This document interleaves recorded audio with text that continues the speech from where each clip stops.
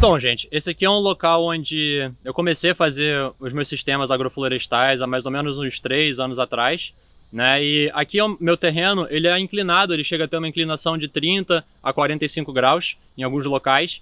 Então a gente sabe que quanto mais inclinado o terreno é, menos ele consegue reter a matéria orgânica, porque ela acaba sendo lixiviada com a chuva e tudo mais, né? Isso acaba tornando o solo menos fértil, as plantas têm mais dificuldade de estabelecer nesses locais. Então, para eu poder maximizar a produção aqui do meu espaço, eu fiz diversas terraças, bem naquele estilo dos incas e dos mais, né? E a gente começou a fazer esse trabalho aqui de preservação da biodiversidade mesmo. Eu morei muito tempo em aldeia, e no tempo que eu morei em aldeia eu trouxe as sementes que eu encontrei lá, andando na Mata Atlântica, encontrando áreas de preservação, né? Áreas que já são preservadas. Inclusive lá um dos últimos locais onde tem o mico-leão-dourado ainda. Né? Então eu fiz um trabalho também de preservação do mico-leão-dourado lá, trabalhando em uma RPPN e tudo mais.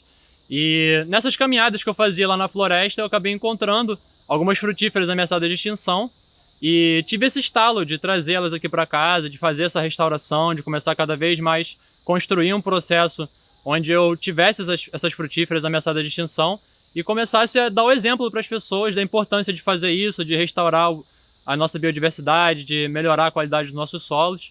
Então, quando eu vim aqui para Maricá, eu vim justamente nessa função de plantar e de produzir biodiversidade e de dar o exemplo para as pessoas sobre a importância de fazer isso, né? De estimular que as pessoas fizessem cada vez mais isso. Então eu comecei fazendo esse processo meio que sozinho e com o passar do tempo as pessoas começaram a ver a importância disso, começaram a se chegar e se aproximar.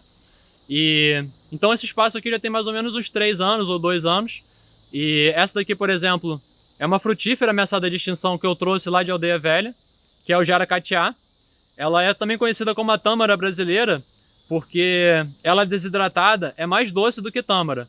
E a tâmara é uma frutífera que ela é importada e ela tem um grande impacto ambiental até chegar a gente. Ela muitas vezes é importada do Marrocos, da Turquia e desses locais. Então até ela chegar aqui, o gasto de combustível e tudo mais, né, acaba sendo um gasto muito grande. E a gente, com isso, não valoriza a nossa biodiversidade, não preserva a nossa biodiversidade. O jaracatiá está ameaçado de extinção porque do caule dele se faz um doce e as pessoas cortaram muito o caule dele para poder fazer esse doce e com o passar do tempo não plantaram o fruto, justamente porque do caule dele se fazia esse doce, então eles cada vez mais cortavam e aí a planta entrou em extinção. E essa planta ela permeia a história brasileira. Já está na carta de Pedro Vaz Caminha, que foi o primeiro tratado botânico sobre a nossa biodiversidade, já se falava sobre os jaracatiás que existiam nas matas da Bahia. E essa planta ela é uma planta-chave na natureza. Ela atrai todos os animais se alimentam dela. Então ela é uma planta que atrai os animais e com a presença dos animais a gente tem uma maior diversidade de sementes. Então essas sementes também vão colonizando o local e isso vai ajudando a área toda a se restaurar.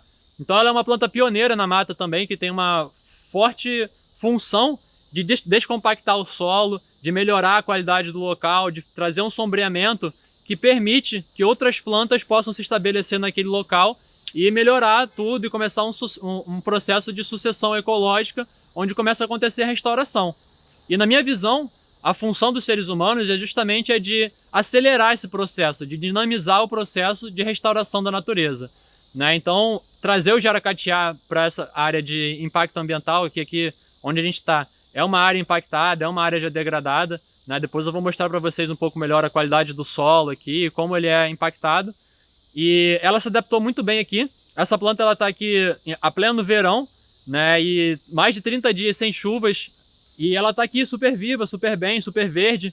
Né? Então isso aqui é um grande motivo de orgulho para mim, porque conseguir plantar essas espécies aqui e fazer elas se estabelecerem e sobreviver a esse período de grande seca, né, é uma grande realização.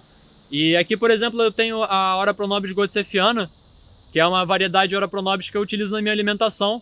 Né? Eu tenho uma alimentação baseada em plantas, então a Ora pronobis é uma planta que chega a ter de 25% a 35% de proteína vegetal e com um alto teor de absorção, né? A gente consegue absorver até 85% dessa proteína vegetal. Então, eu gosto muito de consumir ela. Até tem um vídeo já no meu canal do YouTube, onde eu ensino a consumir os aspargos de Ora pronobis, que são esses brotos aqui, no ápice dela. Essa parte aqui se torna com uma digestão melhor, né, e mais fácil de assimilar os nutrientes que estão presentes nela aqui. Então, Aqui eu já consegui conquistar uma boa biodiversidade de plantas, né? Já consegui estabelecer diversos mamões aqui, que antigamente eu não conseguia plantar mamão aqui no quintal. Aqui a gente, por exemplo, trouxe a Glyricidea também, que é uma planta de poda, uma planta que é utilizada para gerar matéria orgânica para cobrir o solo. Né? Aqui a gente tem o aipim também, que eu também utilizo ele como uma planta para gerar matéria orgânica, muito mais do que uma planta com fins alimentícios, né? Por ela ser uma planta resistente, por ela ser uma planta com um grande potencial de produção de biomassa, eu utilizo ela para poder gerar matéria orgânica para cobrir o solo.